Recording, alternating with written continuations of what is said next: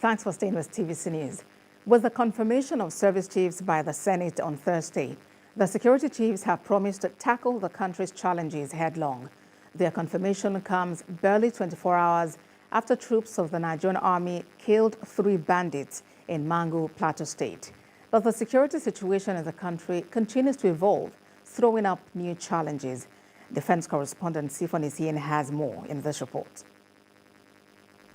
Security forces have been put on their toes following a recent directive by President Bola Tinubu. The tasks before them include ending the carnage in Plateau and Benue State, as well as restoring peace to troubled parts of the country. Nigerian army troops on Wednesday killed 3 bandits in Mangu in a renewed offensive to curb attacks. Constitutionally, the armed forces are tasked with protecting the territorial integrity of the country from external aggression. They also provide aid to civil authorities, the police being the lead agency for internal security.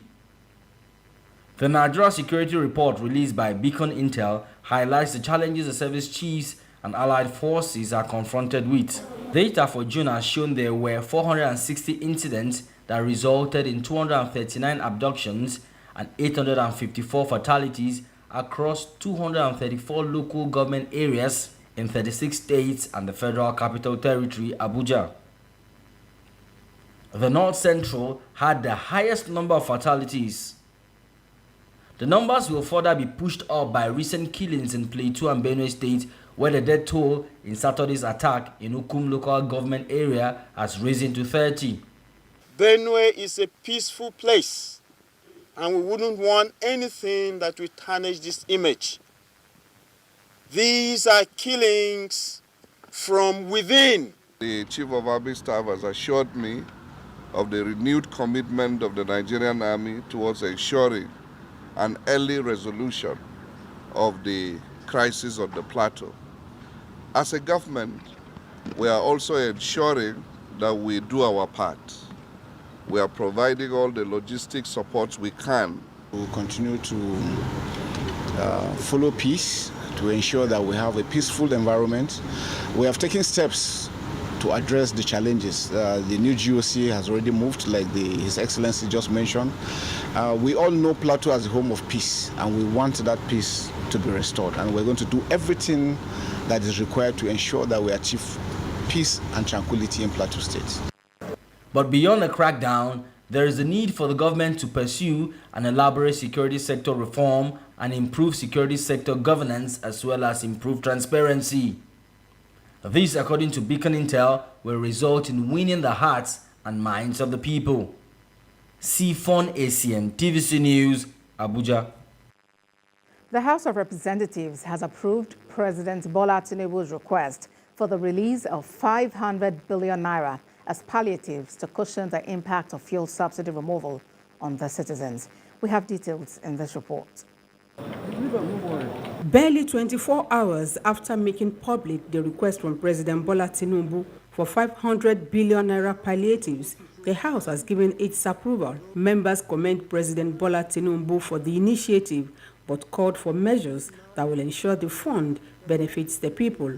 The House agrees to also constitute a committee that will monitor the disbursement of the 500 billion naira. The government obviously has done its job, studied the situation, and come to the conclusion that there was a need to respond to Nigerians so that we can not solve all the problems in one full swoop, but provide some support to men, women, families, communities, and constituencies so that they can weather the difficult terrain that we find ourselves in today. I think we should set up a committee, an ad hoc committee, to recommend the implementation of the palliatives and how these palliatives should be utilized by government. We are all feeling the impact of subsidy removal all over the country.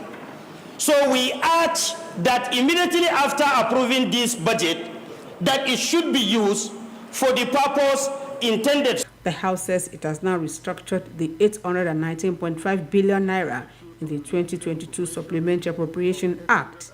That bill, which was for about 819 billion, was not only for palliative. the palliative component of that particular bill was 500 billion. That is to cushion the impact of the oil subsidy. A breakdown shows that 500 billion naira is for the palliatives, 185.2 billion naira for Ministry of Works and Housing to mitigate impact of floods, 19.2 billion naira for Federal Ministry of Agriculture to ameliorate the devastation of floods on farmlands, 35 billion naira to National Judicial Council, 10 billion naira for FCT for critical projects, and 70 billion naira for National Assembly infrastructure.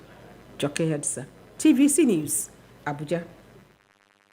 Joining me on the news at 1 for more is a professor of accounting and development finance, Nile University of Nigeria, Ofile Ogudiora. Thank you for joining us on TVC News at 1. I'm curious because as a professor of accounting and development finance, as to your reaction to the federal government move at this time, 500 billion naira. Yeah, thank you very much for having me. I would like to say that this is a very topical issue in our history. First of all, I have to commend the President of the Federal Republic of Nigeria for adjusting the supplementary budget, because instead of going to borrow like the previous government, because anything that comes up is to go and borrow, he decided to adjust the supplementary budget to fit the requirement of the day. I thank him for that. This is a very good gesture. Then I also would like to thank the government for coming out with 185 billion for road and let's say works and housing, which is road and housing project. Then 69 billion for agriculture, and of course water resources, 100 billion. We could know that water resources and agriculture, they are related, they're interrelated, which means if you put this 169 billion on water and agriculture, it is going to have a lot of impact on agricultural productivity, because without dams and irrigation working, agriculture cannot work. They are supplement to each other. So then they are complementary to each other. Then the judiciary also having 35 billion is a very good thing. Then where we have problem is National Assembly that is taking around 70 billion. While the ordinary Nigerian citizens, the majority of the population, receive less than 40,000 naira a month. Because if you take the minimum wage and take those a little bit above minimum wage, you can average that the majority of Nigerians are taking around 40,000 naira a month. Then this money, 70 billion for National Assembly, that is receiving the highest remuneration in the world, because if you compare it to the Western world, where the cost of living is very high, where the dollarized or where the dollar dominated, denominated show, even if you convert it to dollar or naira, all right, you see Prof. that higher than them. Okay, I'd like us to look at this from another angle. There is a plan to disburse about 8,000 naira to about 12 million families over a period of 6 months. And of course, that's also part of government strategy to cushion the impact that the removal of fuel subsidies having on families. What do you make of that modality of distributing the funds? Yes, thank you very much. You know, all the time I say that distributing money is not a good palliative. I always say this, and I always advise Nigeria that it's not whatever World Bank advises you that you take, because the role of World Bank in a nation is advisory. You may take it or may not take it. So you have to use your money in the way it suits your country. The best way this palliative would have gone is, aside from agriculture and water resources and works, it could have gone to railway, it could have gone to power, It could have gone to security of lives and property. It could have gone to further boost agriculture further than what it is here. And of course, you know, Nigerians are not lazy people.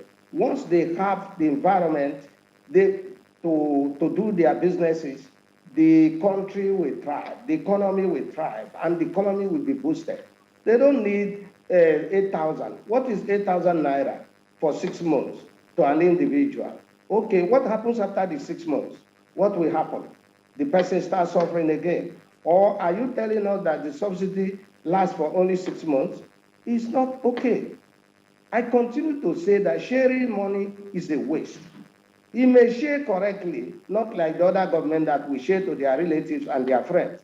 But even if you share it correctly to 12 million Nigerians that you want to alleviate. 12 million families, actually, and they're looking at it 4 million, spiraling to 4 million, 60 million individuals. Yes, 12 million Nigerians. What is the effect? It cannot boost production. It cannot reduce insecurity. It cannot bring power. And these are the things that hold the economy. If you don't do something that hold the economy and give the economy productivity, then you are just wasting the money. Thanks so much, Prof. Thank you so much for sharing with us from your wealth of knowledge. Ofili Ogudioga is a professor of accounting and development finance. Thank you. Away from that now, the National Drug Law Enforcement Agency in Sokoto State has destroyed more than 25 tons of illicit drugs following an order by a federal high court. Chairman of the NDLEA, Mohammed Marwa, who was represented by the Director of Legal and Prosecution Services of the agency, Josephine Obi, said about 400 suspects have been arrested in connection with the seized drugs, and 95% of them have been convicted. Drug is a strong warning and message to the drug couriers, barons, and cartels that the illicit drug trade or business must be substituted with an alternative and legitimate businesses. Actually, all the social vices and criminal behaviors like kidnapping, banditry, cultism, rape, robbery, killings, etc. are drug-induced.